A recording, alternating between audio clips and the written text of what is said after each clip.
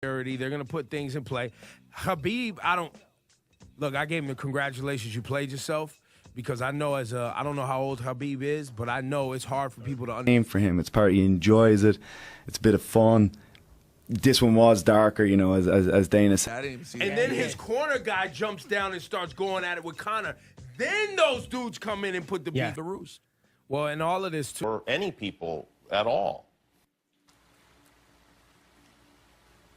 Why don't we take a break? We'll come back and Kanye West. His album's called Yeah. Don't say that. Good job, B.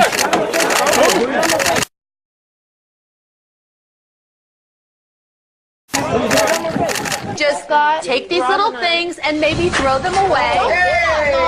Don't do that. And if you broke it, you're gonna Mom. Oh, I broke it. Where's your purse? You're gonna see your phone go in the toilet. Kim's my chore. Kim's my chore. Two extremes. I've Gunnar Nelson, who you never hear a blip out of. Yes. And then I have Conor, who's the other end of the scale.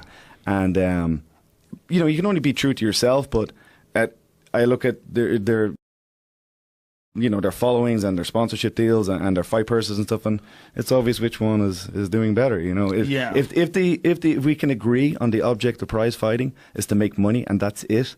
The object of martial arts, I think, is very different. But the object of prize fighting, and don't ever lose sight of that. As soon as I hear a fighter saying it's for some other reason, I'll try to make him retire as quick as possible.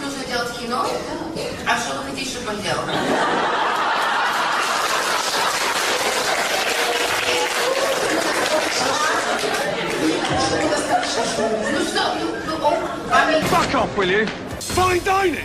No, chef. A fine fucking mess! You're about as fucking consistent. If we did end up on our backs, was not to put a massive amount of effort into getting up, just play guard and stay safe, because the next round starts on the feet and try to do damage there.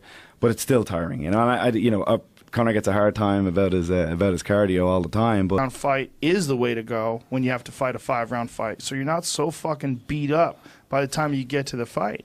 If you already know how to fight 5 rounds, if you've already done it, and if you're a guy like Conor, he came into that fight looking for a 3-round fight. I mean, that was what he was trained for. Right. He was trained for a 3-round fight, and it changes up, and all of a sudden he's in a 5-round fight for the title.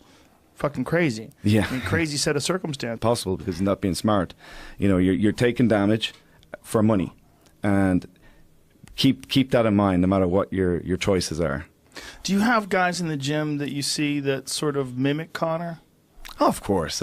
Yeah. You're dealing with aim for him. It's part he enjoys it. It's a bit of fun. This one was darker, as Dana said. It definitely was, but it's just part of who he is. I don't really involve myself in it. I try to stay outside of that and just focus on there's a point of diminishing returns in terms of your strength and conditioning, and that guys just go too far, push too hard, and just don't have it when it comes to, how many times have you seen a fighter be overtrained when they fight? Very often. Definitely. They've given their best rounds in the gym. And it's very... I gotta think emotions played a big part of that. It ramps up your stress. It ramps up the fighter's anxiety, anticipation, and it ramps up the pressure on them to win. And I can stretch myself to understand his reaction. Yeah. I can stretch myself to understand. It actually got me through college, so it works somewhat. But in fighting, we got to do the opposite. We got to have a solid taper off period. And that is hard when you're dealing with a 20-something-year-old man, and he's dealing with what's coming around the corner. So, but that's the trainer's job. How much did he taper off for this fight? Same as usual. We have about a 2-week taper off period where we start bringing it down. He did actually spar even after that. We were working very hard for this fight in a somewhat limited period of time. So we didn't taper off quite the way we would normally do, but roughly 2 weeks. If you wanted to do a rematch, and if the UFC did grant a rematch, choked him out, and by the way, when the ref tried to tap him, he held on for an extra 3 seconds. By the way, after. Handles the legal ramifications of him jumping out of the cage, attacking Dylan Dennis, the subsequent brawl, the chaos that ensued, visas, I mean, you're dealing with a lot of legal shit in this fight that could hold things up. I mean, they held both guys' purses, correct? Well, they held Habib's. Conor got his. Yeah, okay. Conor got his purse paid. So he gets his purse, and